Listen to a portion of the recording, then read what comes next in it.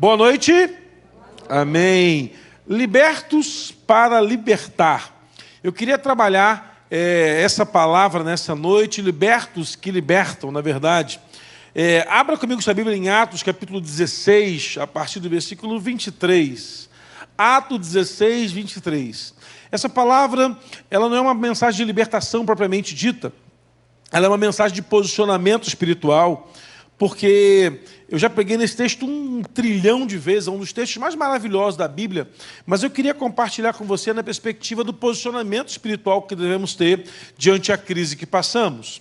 Porque é muito fácil a gente, quando não está passando no olho do furacão, na crise, dizer para a pessoa, dar um conselho para quem está na crise para sair dela. Já reparou que é muito mais fácil dar conselho do que tomar decisão? É muito mais fácil dar para a pessoa um conselho de como ela vai proceder, é muito mais fácil do que você proceder. Já aconteceu com você de alguém te pedir um conselho em algo que a pessoa está passando, que é semelhante ao que você está passando? Alguém já passou por isso? Levanta a mão aí. Amém. Que bom. Eu pensei que era... Que bom. Eu pensei que era privilégio só meu. Você está numa crise tremenda de alguma área, sei lá, um exemplo financeiro, família, saúde, a pessoa vem e pede um conselho naquela área que você está sofrendo. Aí você fala assim, o que tu faz agora? Não sei, só sei que foi assim. Então, um negócio desse, eu já passei por isso. Você tem que dar um conselho para a pessoa e pensar assim, meu Deus, eu devia ter feito isso, que eu estou aconselhando ele. A gente, às vezes, tem solução para o outro, mas não tem para a gente. Eu queria compartilhar com você na versão Almeida Revista e Corrigida. Por favor. Está lá, assim, da nova versão Revista e Corrigida. Diz assim, a partir do versículo 23. E havendo-lhe dado muitos açoites, lançaram-lhe na prisão. Mandaram um carcereiro que o guardasse em segurança, o qual, tendo recebido tal ordem, os lançou no cárcere interior e lhe segurou os pés sobre um tronco. Perto da meia-noite, Paulo e Silas oravam, cantavam hinos a Deus, e outros presos escutavam. E, de repente, sobreveio tão grande terremoto que os alicerces se moveram. E logo abriram-se todas as portas e foram soltas as prisões de todos. E, acordando o carcereiro, vendo as portas das prisões, abertas as portas das prisões, tirou a espada para matar-se, cuidando que já haviam fugido os presos. Mas Paulo clamou em grande voz, dizendo, não te faças mal algum, todos nós estamos aqui, pedindo luz. E saltou de dentro, trêmulo, prostrou-se perante Paulo e Silas, e tiraram-os para fora, e disse-lhe, Senhor, o que é necessário fazer para ser salvo? E eles lhe disseram, crê no Senhor Jesus Cristo, e serás salvo tu e a tua casa. E lhe pregando a palavra do Senhor, todos que estavam na sua casa, e tomando ele consigo naquela mesma noite, lavou-lhe os vergões, e foi logo batizado, ele e todos os seus. E então, levando-os à sua casa, pôs-se à mesa, e na crença em Deus, alegraram-se todos que estavam na sua casa. Você pode aplaudir o Senhor pela sua palavra? Amém? Que texto sensacional. A gente olha para esse texto e a história eu não vou usar o contexto dele todo, mas Paulo e Silas estão pregando numa cidade, eles estão ali proclamando o evangelho, transformando vidas, abençoando pessoas, e à medida que Paulo e Silas estão pregando naquele lugar, eles vão lá e curam, libertam uma mulher que tem um espírito de revelação. Essa mulher, ao ser liberta, ela trazia retorno financeiro para muita gente.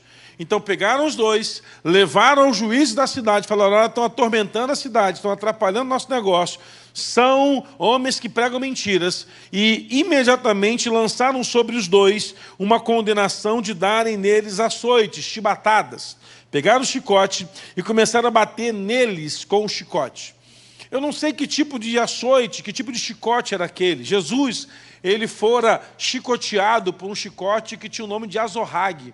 Esse era bem pior do que qualquer outro tipo de pena, porque o azorrague ele era feito de couro de animal, na ponta dele tinha pedaços de ferro, pontas de osso, pedaços de pedra, pedaços de madeira, pregos enferrujados, para que quando se batesse na pele, no corpo da pessoa, ele cravasse na carne, e à medida que a pessoa puxava aquele chicote, arrancava pedaço, a carne era dilacerada. Era uma dor insuportável. era talvez uma das piores condenações que Roma possuía depois da crucificação. Então Jesus não sofreu só uma pena de morte muito pesada, sofreu duas, porque 40 chibatadas, um homem com pouca saúde não resistia mais do que 3 dias depois de passar por esses açoites. Eu acho que o de Paulo e Silas não foi tão tenebroso. Se eu tivesse que escolher qual chibatada levaria, eu escolheria a que Paulo e Silas levou. Mas de preferência nenhuma, mas tiver que escolher, eu escolheria essa. Porque me parece que não era uma surra tão penosa. Entretanto, a Bíblia diz que as suas roupas foram rasgadas e eles foram açoitados, quase nus pela rua, tampando sua vergonha, foram açoitados e aí ainda mandaram para a prisão. Amanhã resolve. Pegam-se 2 crentes, depois de apanharem muito, serem arrebentados com chicotes. Esses 2 homens são colocados num cárcere. A Bíblia diz que o carcereiro pega os 2, amarra os pés com a corrente, prende num tronco, eles ficam deitados no chão, com as costas no chão. E a Bíblia vai dizer que esses homens, depois de serem açoitados, apanharem em nome do Evangelho de Jesus, transformarem uma vida, libertaram uma pessoa, eles apanharam muito, são colocados no cárcere. E ao invés desses 2 dormirem, o que é que eles fazem? Cantam louvores. É sobre isso que eu quero falar, posicionamento espiritual que devemos caminhar em nossa vida. Esses 2 homens, depois de passarem por toda essa confusão, ao invés de descansarem para que amanhã faça alguma coisa, tiveram compaixão de um carcereiro, pregaram para a família do carcereiro, converteram o carcereiro, a família do carcereiro, toda a casa foi transformada, batizaram o carcereiro e a família, e voltaram para o cárcere, e no dia seguinte foram ouvidos e foram liberados. Mas nessa história, irmão, não é só isso.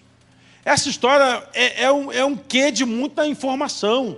É chicotado, é magistrado, é mulher que adivinhava que é liberta, é carcereiro que amarra pé, é preso que não foge da cadeia.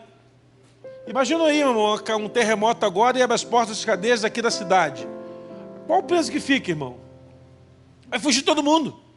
Não fugiu um. Mas o que é mais interessante é que no meio de tudo isso nós temos um terremoto. Deus está preparando 2 homens para procederem com compaixão por uma família que está perdida. O que Deus é capaz de fazer para alcançar uma família perdida. Deus não tem dificuldade de mover céus e terra. Talvez a dificuldade que Deus tem é mover o nosso coração. Deus não tem dificuldade para transformar uma geografia inteira. A dificuldade do céu talvez seja usar um crente. Talvez seja usar o crente para isso. Porque, vamos lá, depois de pregar Jesus, libertar a cidade, ser uma bênção, levar a chibatada, ser colocado na cadeia, tem crente que largaria a fé. Mas Paulo e Silas estão de mão levantada cantando. Então vou levantar as minhas mãos e louvar. Tudo que tem é um aleluia. Irmão, que loucura é essa? Que posicionamento espiritual é esse? Crente bom é esse, irmão? Fala a verdade.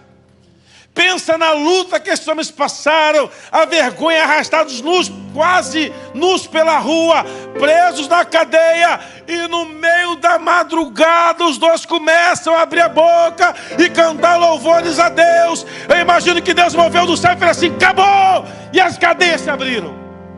Sabe por que eu acho que Deus fez assim? Porque é impossível ter um terremoto em Jerusalém. Geologicamente é impossível, porque para ter um terremoto é necessário que placas tectônicas se movam. Israel, Jerusalém e aquela geografia está plantada sobre uma placa que não pode se mover. Não há junção de placas. É o único evento que diz haver um terremoto naquele lugar. E eu estava vendo, irmãos, eu gostava daqueles programas da Discovery, né? Histórias da Bíblia e aquele negócio. Eu gosto de ver coisa que ninguém gosta. Reprodução de formiga. Sei lá, eu gosto de ver, eu ficava lá vendo. Hoje não mais, porque eu não tenho mais tempo, mas antigamente ficava de madrugada vendo televisão, lá, ligava lá sem sono e ficava vendo lá Discovery. O tamanduá, não sei da onde, o tamanho da língua do tamanduá. Que bobagem, irmão. Eu estava lá, cultura nua. Ninguém gosta, mas eu gosto. E se passa alguém, mas está vendo além de mim. E uma vez falando sobre segredos da Bíblia, um teólogo judeu, messiânico, estava dizendo o seguinte: olha, esse texto é uma incógnita, porque não há na Bíblia outro tipo de terremoto acontecendo nessa região.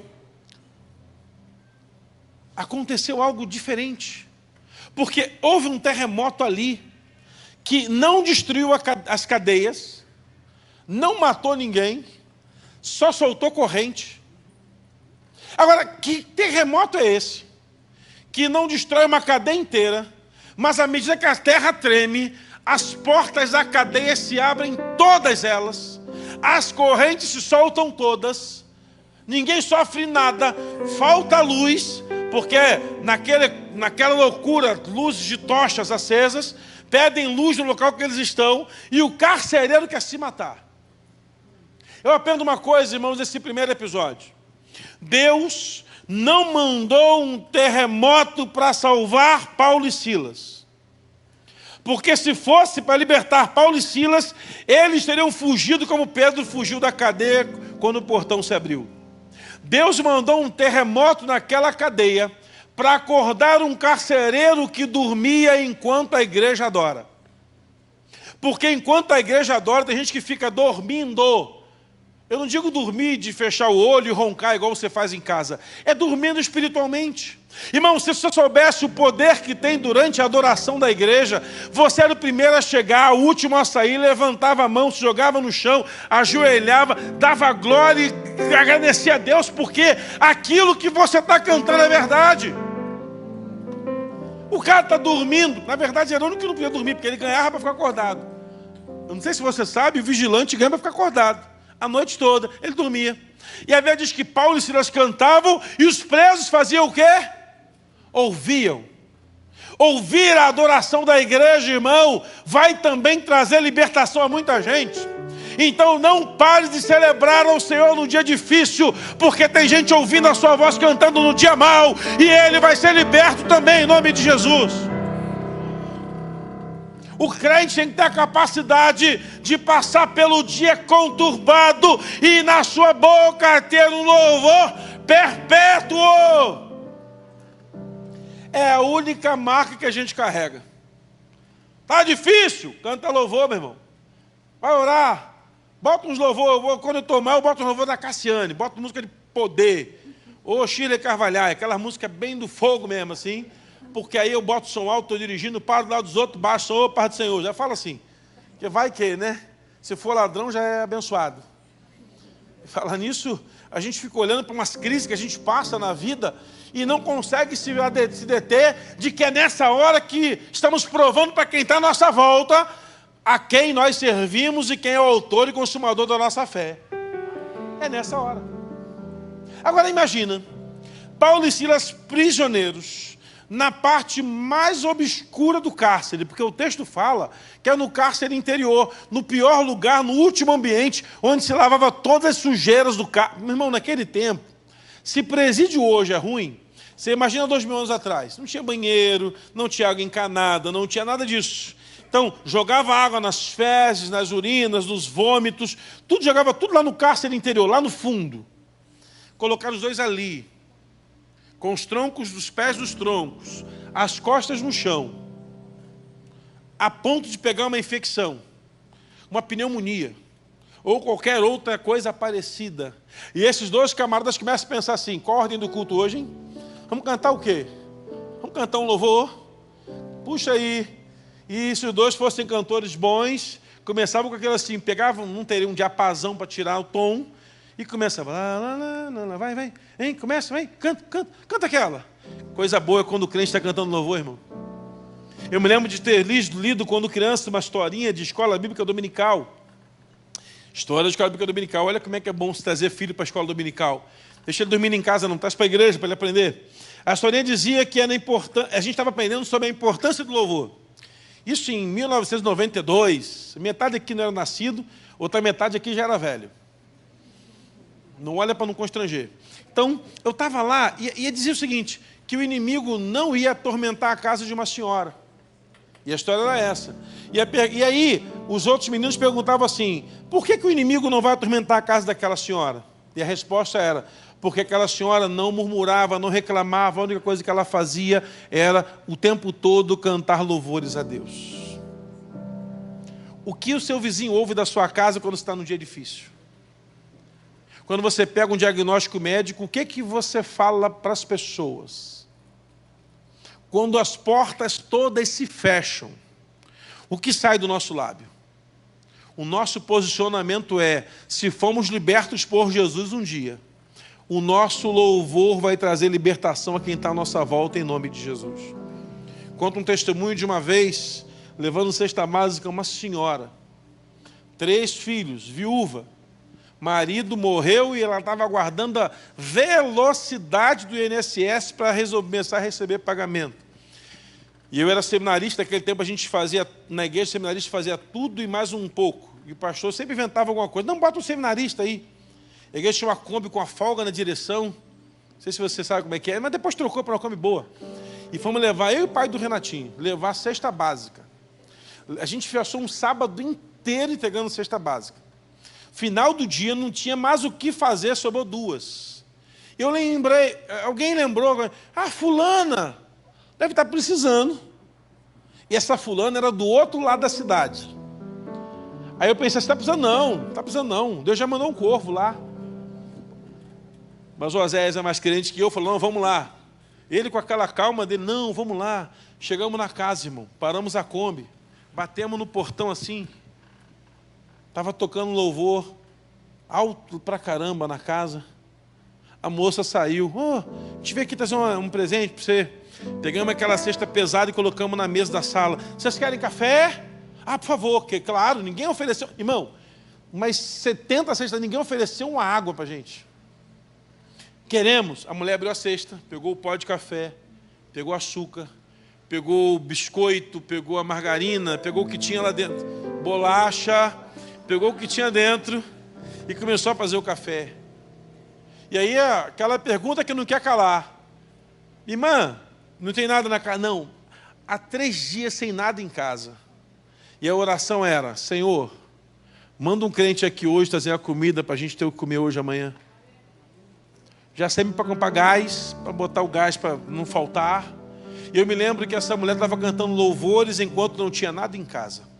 Irmão, de vez em quando a gente está com tudo na mão e começa a reclamar até de coisa que não precisava estar reclamando. Mas um crente posicionado em Jesus é aquele que mesmo no dia da adversidade, o coração dele permanece no Senhor, a vida dele permanece no Senhor, açoitado, amarrado, aprisionado. O Satanás achou que tinha encerrado o ministério, mas na verdade os lábios estavam abertos para cantar o quanto o Senhor tem poder no céu e na terra.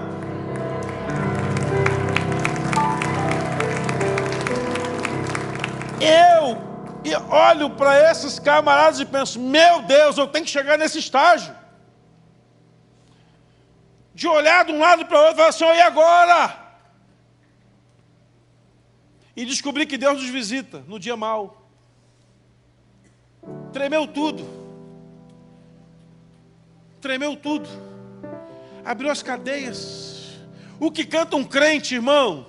Eu sou dessas coisas. Eu leio a Bíblia por arquétipo. Então eu fico imaginando o que passa na cabeça do personagem que está numa cadeia. E se fosse eu me coloco, o que eu cantaria lá? Eu acho que ele cantaria assim, ó. Te louvarei, não importam as circunstâncias, adorarei. Somente a quem? Somente a ti, Jesus. Pega essa mão e cante ao Senhor isso bem forte, vai. Te louvarei. Diga mais uma vez.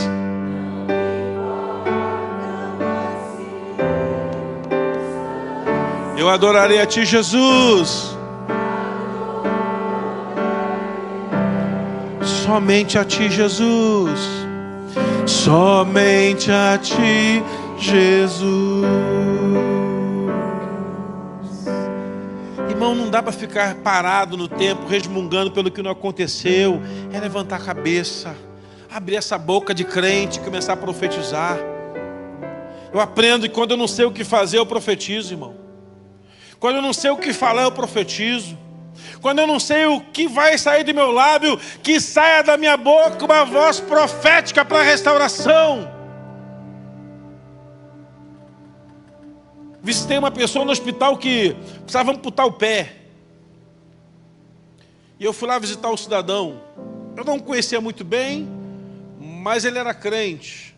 Cheguei no hospital, ele ia amputar o pé e ele estava ouvindo os louvores lá no radinho dele. E eu falei assim: ei, rapaz, como é que tá? Vai ser difícil. Não, pastor, descobri que vai ser... Não vou precisar amputar o pé, vou ter que amputar metade da perna. Eu falei: eu acho que é um pouco pior. Nada, pastor, tranquilo.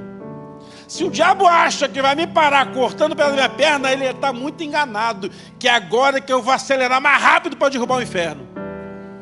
Eu falei assim: vim aqui para te consolar, estou sendo consolado e desafiado. E aí o que é melhor? Passaram-se uns 20 dias, o cara estava de pé, com 2 pés no lugar. Falei: e aí, não cortou não? Pastor, o senhor não sabe? Estava de madrugada chorando: Senhor, eu não vou parar, não vai acontecer nada, eu não vou parar, eu vou botar prótese, eu vou andar de muleta, eu vou andar de... Não vou parar! E aí o Espírito Santo me fez a pergunta: queres que eu te faça? Eu falei: Senhor, não corta minha perna não, porque eu vou continuar andando para proclamar o Evangelho. E o médico disse: olha, não sei o que aconteceu nessa madrugada, está melhorando, eu acho que não está granguenando como a gente achava que estava horroroso, vamos administrar um outro modelo de antibiótico para ver o que dá, quem sabe você não está curado. Aí o crente volta para casa para testemunhar na igreja que se o diabo achou que ia pará-lo, trazendo para ele uma palavra de dor, na boca do crente que é liberta uma palavra de esperança. Irmão, nós não estamos sendo convocados em 2025 só por um clichê de praticar compaixão, não. Vamos praticar compaixão em nome de Jesus.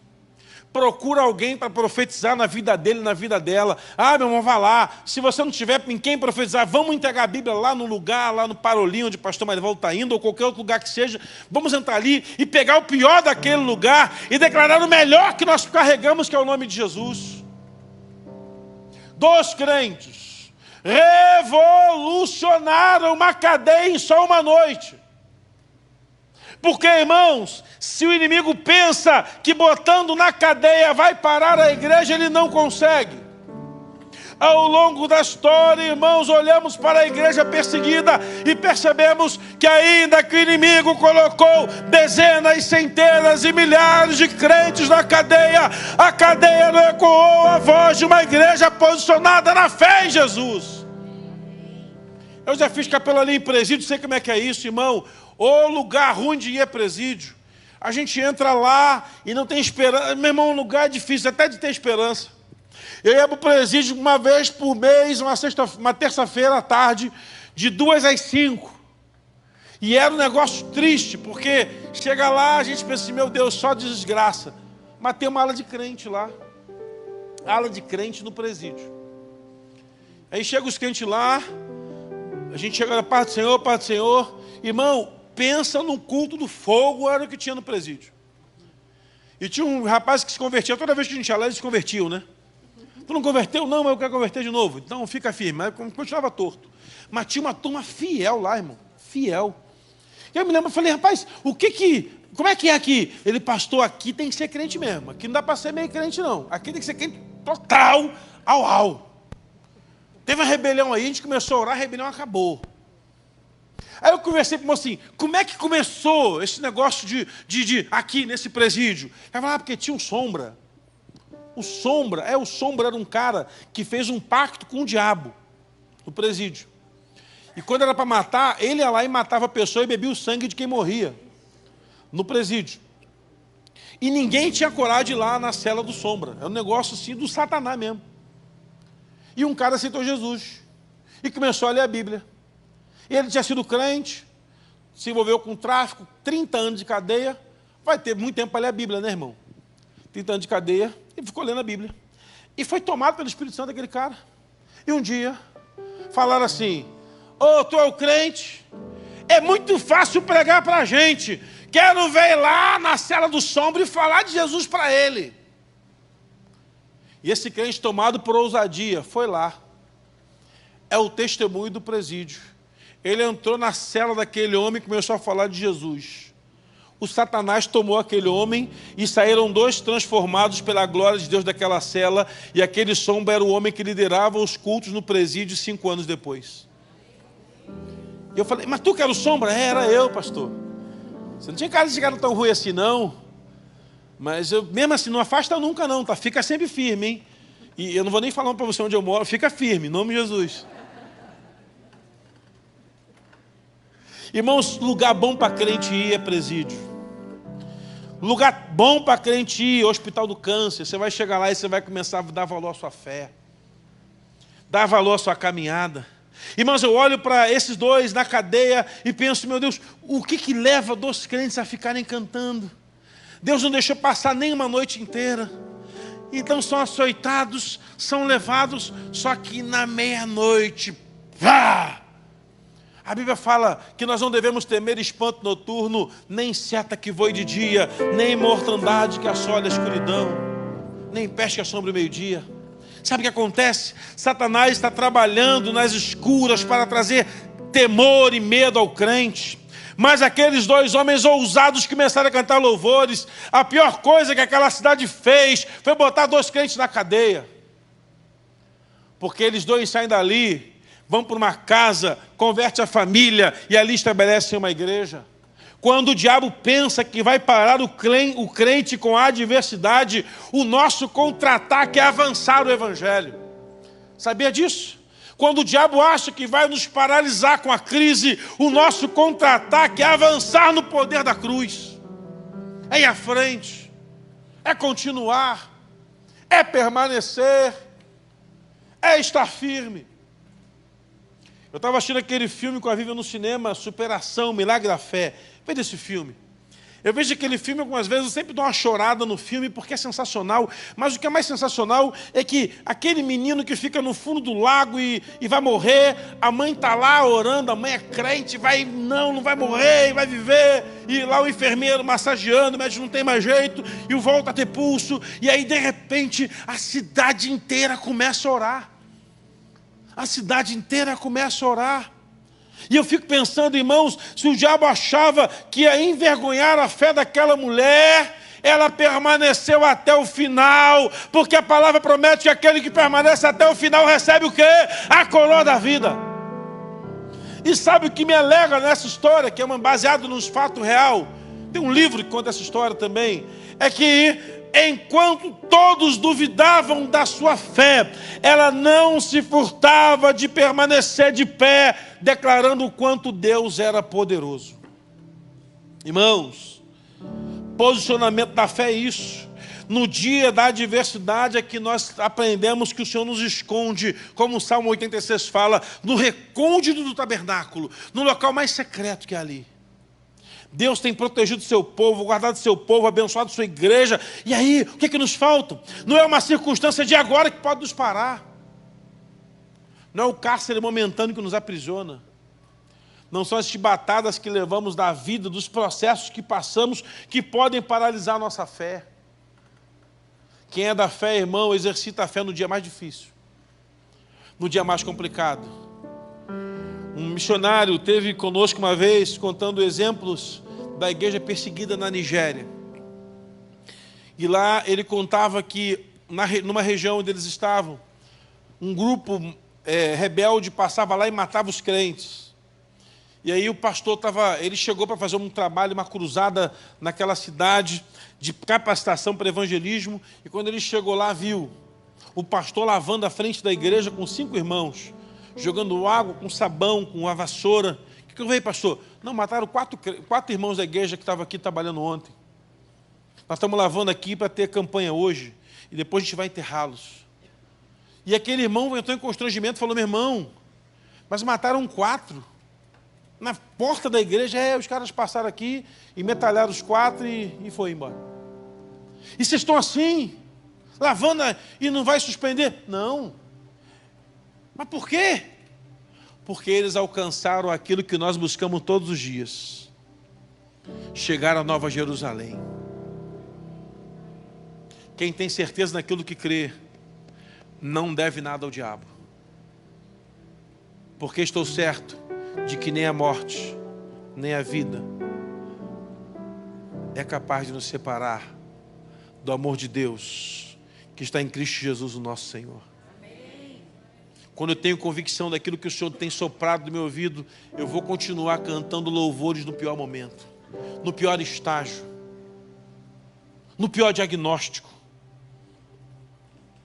Eu não quero ser um propagador de tristeza para você, mas nós passaremos por dias difíceis, onde ninguém vai entender de onde vem a força que Deus colocou no nosso coração. Porque um dia fomos libertos pelo Calvário, somos capazes de gerar libertação em outros, na autoridade do poder do nome de Jesus. 2 crentes cantando louvores, no início de uma madrugada, um terremoto, cadeias se abrindo, todos ouvindo eles cantando louvores. Amanhã, de manhã, naquele dia pela manhã, se levantam, uma casa toda batizada em nome do Pai, do Filho e do Espírito Santo. Todo mundo transformado. Paulo e Silas implantam ali uma igreja e vão embora. Aquele carcereiro, que naquela mesma noite pensou em se matar, esse carcereiro faz um negócio que é sobrenatural. Ele faz apelo para a sua própria conversão. Ele fala, como é que eu faço para ser salvo? É assim.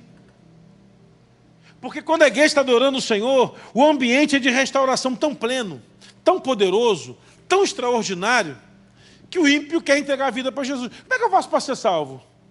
E aí Paulo podia falar assim, não, para ser salvo é o seguinte, não, Paulo fala assim, não, crê no Senhor e vai ser salvo você e a sua casa. Paulo não via um homem transformado, Paulo e Silas viam uma família restaurada. Receba essa palavra na sua vida em nome de Jesus. Você não foi salvo por acaso. Deus plantou você na sua família para começar a partir de você uma restauração sua, dos seus irmãos, do seu pai, do seu filho, do esposo, da esposa. Você e toda a sua casa servirão ao Senhor.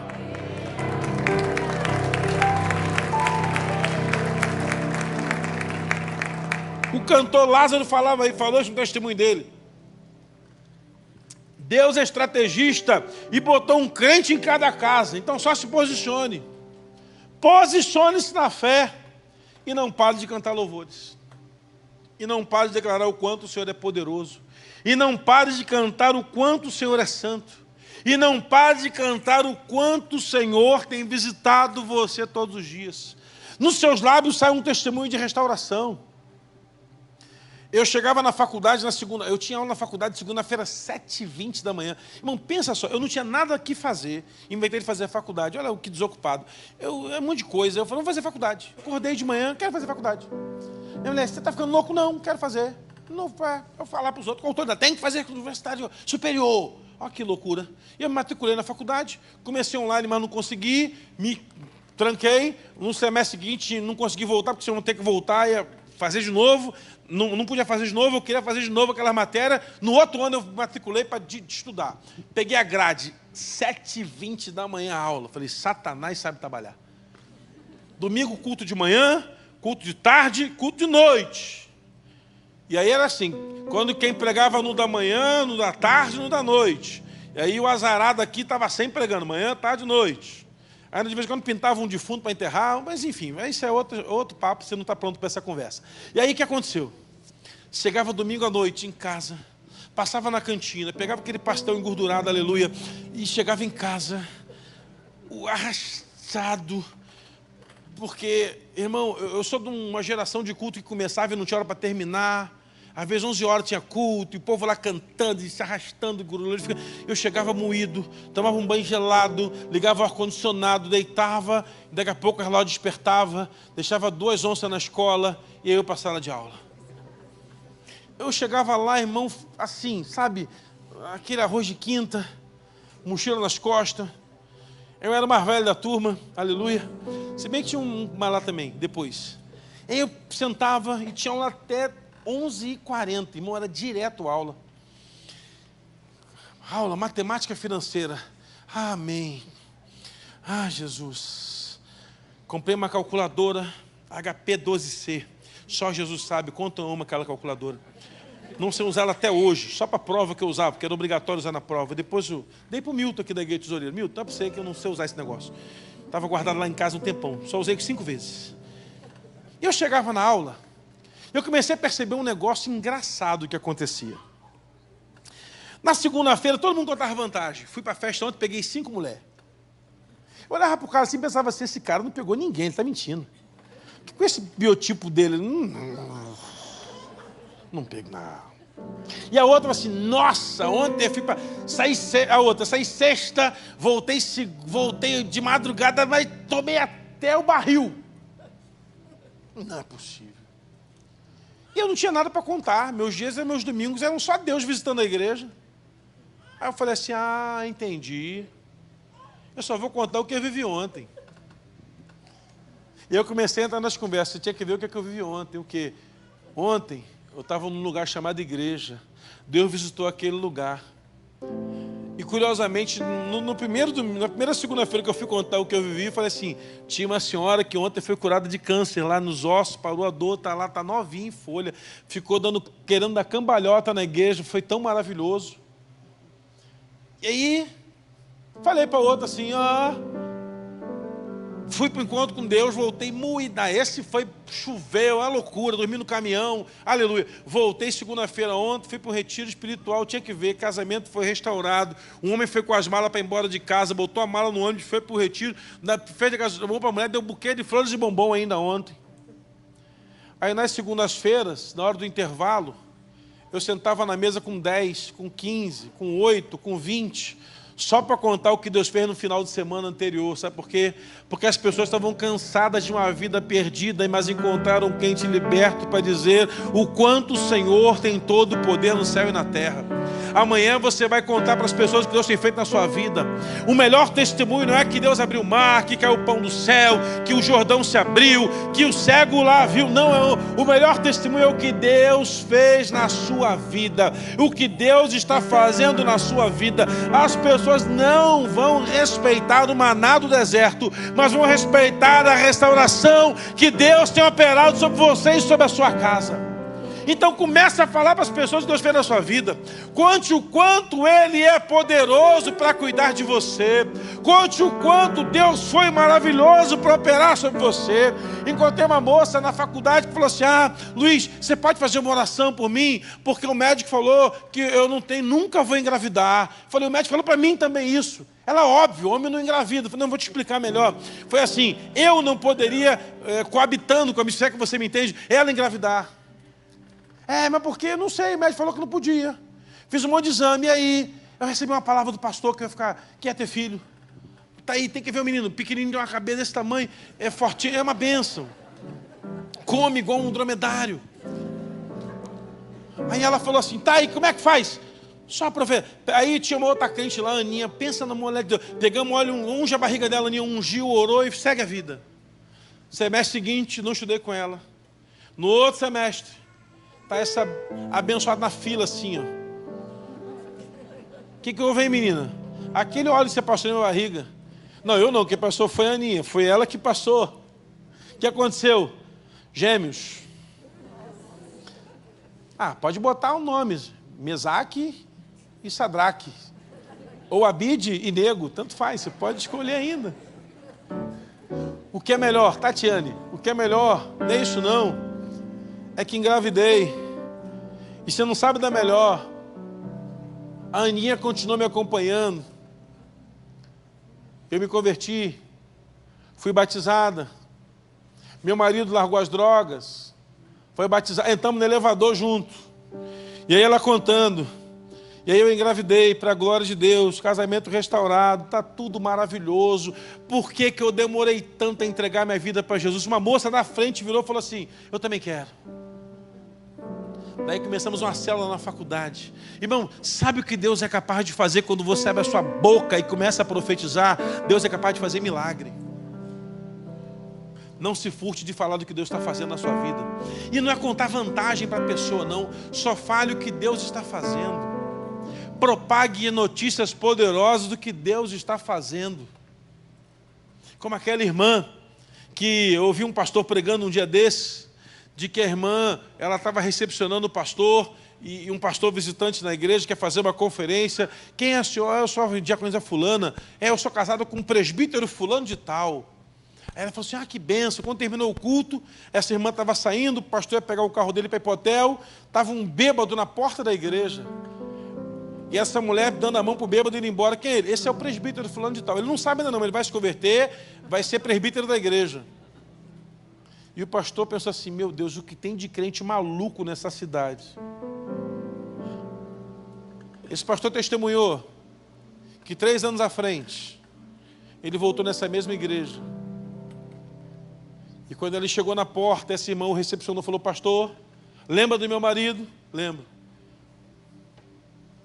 Está vendo onde ele está sentado? Vai ser consagrado presbítero nessa igreja. Porque uma palavra profética liberada não volta vazia. Deus é capaz de transformar o caos que você está passando. Só não perca o foco de que você já foi liberto. E pessoas libertas, elas estão capazes de trazer libertação a outros em nome de Jesus. A primeira libertação tem que acontecer na sua mente. Eu acredito que a palavra é verdadeira, que ela é viva, que ela é eficaz, que ela é mais penetrante que espada de 2 gumes. Então comece a profetizar. Comece a profetizar. Comece a declarar isso. Recebi um vídeo esses dias de uma senhora que ministrava para a família, e ela contando o testemunho, irmãos, o meu casamento estava arruinado, arrebentado, não tinha mais nada. E um pastor veio pregar na igreja e falou assim, irmã, eis que vejo você e seu marido cuidando de casais. Ela deu aquela gargalhada assim. E o pastor não entendeu nada. E aí seguiu a vida. E ela foi no pastor dela e disse, pastor, que história é essa? Meu marido está na sarjeta, na pinga, está arrebentado. Só que aquela palavra encontrou repouso no coração dela. E ela estava fazendo uma live testemunhando, irmãos, 10 anos se passaram dessa profecia. Hoje, eu e meu marido cuidamos do ministério de casais da nossa igreja, restaurando outras famílias, porque ela foi liberta na mente. Se você for liberto no seu entendimento, irmãos, o diabo não consegue mais paralisar você. Não olhe para os vergões das feridas que o diabo plantou na sua vida. Não lembre das dores, das chibatadas que você levou. Não lembre das pancadas que trouxeram sobre você na sua trajetória de fé. Lembre-se de abrir a sua boca e cantar louvores ao Senhor, apesar do dia mau que você está passando. Mas o emprego está sem estabilidade. Quem te sustenta é Deus. Fique tranquilo. Você nunca andou sem roupa na rua porque não tinha o que vestir. Você nunca passou fome porque Deus sustentou você até hoje. Jesus ensinou assim, olhe para as árvores que não plantam nada e comem todo dia. Olha para o lírio do campo que ninguém sabe quem plantou. Está lá, está lindo, está florescendo. O que não é capaz de fazer o Senhor por você, homem de pequena fé? Eu olho para esse texto e penso, meu Deus, a condição era totalmente desfavorável. Mas 2 homens libertos pelo Calvário abriram sua boca no dia difícil e começaram a dizer, Senhor, a palavra é de falência, mas eu vou cantar louvor. A palavra é de destruição, mas eu vou cantar louvor. A palavra é de sofrimento, mas eu vou cantar louvores ao meu Deus. Você tem que aplaudir o Senhor junto com esse irmão que começou aí.